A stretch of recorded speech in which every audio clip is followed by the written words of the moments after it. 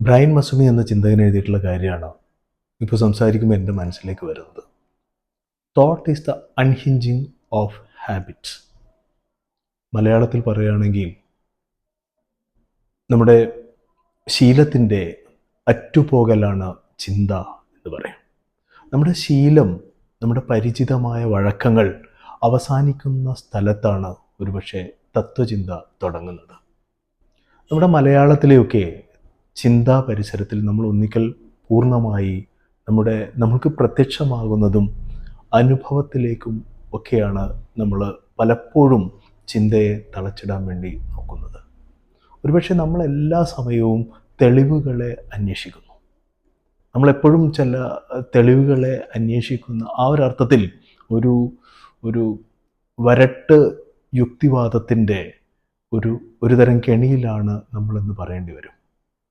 പക്ഷെ അങ്ങനെയാണെങ്കിലും തത്വചിന്ത നമ്മളെ നടക്കാൻ പ്രേരിപ്പിക്കുന്നത് നമ്മൾക്കിങ്ങനെ ചിരപരിചിതമായ വഴികളിലല്ല. അവിടെ നമ്മൾക്ക് പരിചയമില്ലാത്ത ഒരുപാട് സങ്കല്പനങ്ങൾ, കൺസെപ്റ്റ്സ് നമുക്ക് കണ്ടെന്ന് വരും. അപ്പോൾ ദെലൂസും ഗൊത്താരിയും പറയുന്നൊരു സംഗതിയുണ്ട്. നിങ്ങൾ തത്വചിന്തയാണെങ്കിൽ അതിൽ സങ്കല്പനങ്ങളാണുള്ളത്. ഈ സങ്കല്പനങ്ങൾ നിർമ്മിക്കാത്ത ഒരാളെ നമുക്ക് തത്വചിന്തകൻ എന്ന് വിളിക്കാൻ വേണ്ടി പറ്റില്ല. ഉദാഹരണമായി ഇതിനിടെ ഞാൻ ആൽഫ്രഡ് നോർത്ത് വൈറ്റെഡ് എന്ന ഒരു ചിന്തകനെക്കുറിച്ച് ഒരു ലേഖനം എഴുതുകയുണ്ടായി. അപ്പോൾ അതുമായി ബന്ധപ്പെട്ട് ഉള്ള ഒരു സങ്കല്പനമാണ് ആക്ച്വൽ എൻറ്റിറ്റീസ് എന്നുള്ളത്, അല്ലെങ്കിൽ ആക്ച്വൽ ഒക്കേഷൻ എന്ന് വൈറ്റെഡ് വിളിക്കുന്നത്. എന്നോട് ചിലർ ചോദിച്ചു, എന്താണ് ഈ ആക്ച്വൽ ഒക്കേഷൻ അല്ലെങ്കിൽ ആക്ച്വൽ എൻറ്റിറ്റീസ് എന്ന്. അത് പറയുമ്പോൾ എനിക്ക് നമ്മളിപ്പോൾ സാധാരണ വൈറ്റെഡ് പറയുന്നൊരു വാക്കുണ്ട്, there is nothing beyond actual entities. ഞാൻ മലയാളത്തിൽ അതിന് കൊടുത്ത പേര് യഥാർത്ഥ കണികകൾ എന്നാണ്. ഈ യഥാർത്ഥ കണികകൾക്ക് വെളിയിൽ ഒന്നുമില്ല. ഈ യഥാർത്ഥ കണികകൾക്ക് വെളിയിൽ ഒന്നുമില്ല എന്ന് പറയുമ്പോൾ ഏതാണ് യഥാർത്ഥ കണികകൾ? അപ്പോൾ അങ്ങനെ പറയുമ്പോൾ നമ്മൾ നേരിടുന്ന ഒരു വെല്ലുവിളി എന്ന് പറയുന്നത്, നമ്മൾ ഈ പ്രപഞ്ചത്തിൽ കാണുന്ന എന്താണ് യഥാർത്ഥ കണികകൾ? നമ്മുടെ മനസ്സിലേക്ക് വളരെ പെട്ടെന്ന് വരുന്ന ഒരു മെറ്റഫർ എന്ന് പറയുന്നത് ചിലപ്പോൾ ആറ്റം ആയിരിക്കും പ്രധാനമായി, യഥാർത്ഥ കണിക എന്നൊക്കെ പറയുമ്പോൾ. എന്നാൽ നമ്മൾ മനസ്സിലാക്കേണ്ടത്, വൈറ്റ് ഹെഡ് ഉദ്ദേശിക്കുന്ന യഥാർത്ഥ കണിക എന്ന് പറയുന്നത് ആറ്റമല്ല. അപ്പോൾ നമ്മൾ വിചാരിക്കും നമ്മുടെ ഒരു കോശങ്ങളോ അല്ലെങ്കിൽ എന്താണ്. അപ്പോൾ നമ്മുടെ മനസ്സിലേക്ക് വരുന്ന ഒരുപാട് സംഗതികൾ വരുമ്പോഴൊക്കെ അതല്ല എന്ന് പറയേണ്ടി വരും. അപ്പോൾ നമ്മൾ വീണ്ടും പറയേണ്ടി വരും, നമ്മുടെ അനുഭവത്തിൻ്റെ ഒരു ഡ്രോപ്സ് ഓഫ് എക്സ്പീരിയൻസ് എന്നൊക്കെ പറയും. അപ്പോൾ നമ്മുടെ അനുഭവത്തിൻ്റെ ഒരു കണിക എന്നൊക്കെ പറയും. അപ്പോൾ അനുഭവത്തിൻ്റെ കണിക, എന്താണ് അനുഭവത്തിൻ്റെ കണിക? ഇപ്പോൾ ഈ ഒരു അർത്ഥത്തിലൊക്കെ നമുക്ക് പരിചിതമായ ലോകത്തിൽ നമുക്ക് നോക്കിക്കഴിയുമ്പോൾ അതെന്താണ് എന്ന് നമുക്ക് മനസ്സിലാക്കാൻ വേണ്ടി പറ്റില്ല. അപ്പം മെറ്റാഫിസിക്കലായ ഒരു അന്വേഷണത്തിലേക്ക് നമുക്ക് പോകേണ്ടി വരും.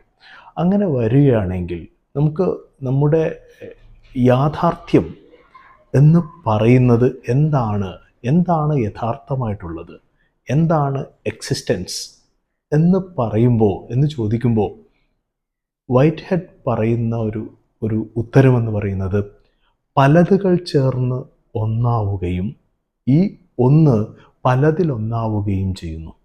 അപ്പോൾ വളരെ ആ രീതിയിൽ നമ്മൾ ആലോചിക്കുകയാണെങ്കിൽ പലതുകൾ ചേർന്ന് ഒന്നാകുന്നു. ഈ പലതുകൾ ചേർന്ന് ഒന്നാവുക എന്ന് പറയുന്ന പ്രോസസ്സിന് വൈറ്റ് ഹെഡ് കൊടുക്കുന്ന പേര് കോൺക്രിസൻസ് എന്നുള്ളതാണ്.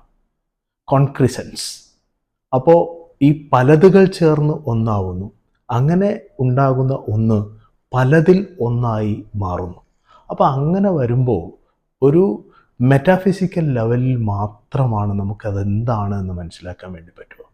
അപ്പോൾ വൈറ്റ് ഹെഡിൻ്റെ സങ്കല്പനത്തിൽ വളരെ പ്രധാനമായ ഒന്നാണ് ആക്ച്വൽ എൻറ്റിറ്റീസ് എന്ന് പറയുന്നത്, യഥാർത്ഥ കണികകൾ എന്ന് പറയുന്നത്. അത് ഡ്രോപ്സ് ഓഫ് എക്സ്പീരിയൻസ് എന്ന് പറയുമ്പോൾ അതിന് നമുക്ക് ഒരു വസ്തുവിലേക്ക് ഒതുക്കാൻ വേണ്ടി പറ്റില്ല. നമ്മൾ ഇന്നൊരു വസ്തുവായി മനസ്സിലാക്കുന്ന എല്ലാ സംഗതികളും വൈറ്റ് ഹെഡിൻ്റെ ഭാഷയിൽ സൊസൈറ്റി ആണ്, സമൂഹം എന്ന് വിളിക്കാം. മനുഷ്യനൊരു സമൂഹമാണ്. മനുഷ്യനിലുള്ള ഒരു കോശവും ഒരു സമൂഹമാണ്. അതിൽ നിന്ന് നമ്മൾ പോയി ഒരു തന്മാത്രയിലെത്തുകയാണെങ്കിൽ അതും, ഒരു ആറ്റത്തിലെത്തുകയാണെങ്കിലും ഇതൊക്കെ സമൂഹങ്ങളാണ്. അതിൽ നിന്നൊക്കെ അപ്പുറം പോയി കഴിഞ്ഞാൽ ഇനിയും എന്താണ്, അതിനും അപ്പുറം എന്താണ് എന്ന് പോയി കഴിയുമ്പോൾ നമുക്ക് എത്താൻ പറ്റുന്ന ഇടമാണ് വൈറ്റ് ഹെഡ് എന്ന് പറയുന്ന ഒരു അതിഭൗതിക തത്വചിന്തകൻ അതിഭൗതികതയുടെ തത്വചിന്തകൻ എന്ന് നമുക്ക് വിളിക്കാവുന്ന വൈറ്റ് ഹെഡ് പറയുന്നത്. അതാണ് ആക്ച്വൽ എൻറ്റിറ്റീസ് എന്ന് പറയുന്നത്. അങ്ങനെ പറയുമ്പോഴും ഓരോ ആക്ച്വൽ എൻറ്റിറ്റീസും നമ്മളിപ്പോൾ ഒരു നിമിഷം എടുത്തു കഴിഞ്ഞാൽ ആ നിമിഷം തൊട്ട് മുമ്പുള്ള നിമിഷത്തെ പ്രിഹെൻഡ് ചെയ്യുന്നു എന്നാണ് വൈറ്റ് ഹെഡ് പറയുന്നത്. തൊട്ട് മുമ്പുള്ള നിമിഷത്തെ ഉൾച്ചേർത്തുകൊണ്ടാണ് ഈ നിമിഷം ഉണ്ടാവുന്നത്. ഇങ്ങനെ ഈ നിമിഷമാകുന്നതോടുകൂടെ അത് കൊഴിഞ്ഞു പോവുകയും ചെയ്യുന്നു. ഇങ്ങനെ ഈ ലോകം തന്നെ ഇത്തരത്തിലുള്ള പല നിമിഷങ്ങൾ ചേർന്നതാണ്. അങ്ങനെ ഓരോ നിമിഷങ്ങളും അനുഭവ കണങ്ങൾ എന്ന് പറയാവുന്ന ഓരോ നിമിഷങ്ങളും തൊട്ട് മുമ്പുള്ള നിമിഷത്തെ ഉൾച്ചേർത്തുകൊണ്ടാണ് ഉണ്ടായിരിക്കുന്നത്. ഇങ്ങനെ തൊട്ട് മുമ്പുള്ള നിമിഷത്തിൽ നിന്നുണ്ടാവുമ്പോഴും തൊട്ട് മുമ്പുള്ള നിമിഷത്തിന് ഇനി വരാനിരിക്കുന്ന നിമിഷം എന്താണ് എന്ന് പൂർണ്ണമായി നിർണയിക്കാൻ വേണ്ടി കഴിയുകയും ചെയ്യില്ല. ഓരോ നിമിഷവും ഒരു ആക്ച്വൽ എൻറ്റിറ്റി അതായി മാറുമ്പോൾ അത് ഒരു പൂർത്തീകരണം നേടുന്നു, ഒരു ആത്മസംതൃപ്തിയിലേക്ക് ആ ഒരു കണികയെത്തുന്നു. ആ ഒരു നിമിഷത്തെയാണ് സെൽഫ് എൻജോയ്മെൻറ്റ് എന്നാണ് വൈറ്റ് ഹെഡ് വിളിക്കുന്നത്. ഈ സെൽഫ് എൻജോയ്മെൻറ്റിനോടുകൂടി ആ കണിക കൊഴിഞ്ഞു പോകുന്നു, അത് പെരിഷ് ചെയ്യുന്നു. അതാണ് ഒന്ന് കോൺക്രിസെൻസ് എന്ന് പറയുന്നതാണ് ഒരു കൺസെപ്റ്റ്. അതേപോലെ തന്നെ പലതുകൾ ചേർന്ന് ഒന്നാവുന്നതിനെയാണ് ഈ പറയുന്ന കോൺക്രിസെൻസ് എന്ന് പറയുന്നത്.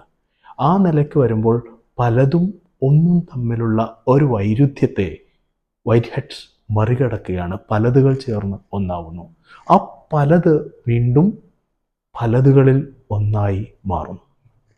അപ്പോൾ ഈ പ്രപഞ്ചം എന്ന് പറയുന്നത്, വൈറ്റ് ഹെഡിയൻ പ്രപഞ്ചം എന്ന് പറയുന്നത് ഇങ്ങനെ ഈ പലതുകൾ ഒന്നാകുന്ന ഒരു പ്രക്രിയയിൽ നിന്ന് ഉണ്ടാകുന്നതാണ്. വൈറ്റ് ഹെഡ് പറയുന്ന പ്രപഞ്ചത്തിലുള്ള സകല വസ്തുക്കളും ഇങ്ങനെ സകല വസ്തുക്കളും ആക്ച്വൽ എൻറ്റിറ്റീസിൻ്റെ ഇത്തരത്തിലുള്ള ഓരോ നിമിഷവും ആത്മസാക്ഷാത്കാരം നേടുകയും അതിനുശേഷം കൊഴിഞ്ഞു പോവുകയും ചെയ്യുന്ന നിമിഷങ്ങളുടെ ഒരു സഞ്ചയമാണ് ഒരു മനുഷ്യനും ഒരു കോശവും. അതുപോലെ തന്നെ ഓരോന്നും ഒരു മരം അല്ലെങ്കിൽ ഒരു പർവ്വത ശിഖരം, ഇതിനൊക്കെ എടുത്തു കഴിഞ്ഞാലും ഈ രീതിയിലുള്ള ആത്മസാക്ഷാത്കാരത്തിലൂടെ കൊഴിഞ്ഞു പോകുന്ന ആക്ച്വൽ എൻറ്റിറ്റീസിൻ്റെ സമൂഹമാണ് എന്ന് പറയാൻ വേണ്ടി പറ്റും. വൈറ്റ് ഹെഡിനെ സംബന്ധിച്ചിടത്തോളം ഒരു പൊളിറ്റിക്സ് ഓഫ് അൺറെസ്റ്റ് എന്നാണ് നമുക്ക് പറയുന്നത്. അപ്പോൾ വൈറ്റ് ഹെഡിൽ ഒന്നും നിശ്ചലമല്ല, നിരന്തരമായി പരിണമിച്ചു കൊണ്ടിരിക്കുന്നതാണ് പ്രപഞ്ചം. പരസ്പര ബന്ധിതമായ പ്രപഞ്ചം നിരന്തരം പരിണമിച്ചു കൊണ്ടിരിക്കുന്ന ഒന്നാണ് എന്ന് പറയാൻ വേണ്ടിയിട്ട് പറ്റും.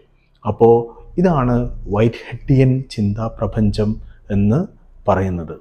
അപ്പോൾ അത് ഞാൻ ഇത്രയും പറഞ്ഞതിൻ്റെ സംഗതി എന്ന് പറയുന്നത്, വൈറ്റ് ഹെഡ് ആദ്യം തന്നെ നമ്മളോട് പറയുന്ന ഒരു സംഗതി, നമുക്ക് തത്വചിന്ത എന്ന് പറയുന്നത് നമുക്ക് പരിചിതമായ ഭാഷയിലോ ആളുകൾക്ക് എളുപ്പം മനസ്സിലാകാവുന്നത് അതിൻ്റെ ഒരു സവിശേഷതയായി എടുത്തുകൊണ്ടോ നമുക്ക് തത്വചിന്തയെ കാണാൻ വേണ്ടി പറ്റില്ല. അതുകൊണ്ട് നമ്മൾ ഇന്ന് കാണുന്ന ലിറ്ററേച്ചർ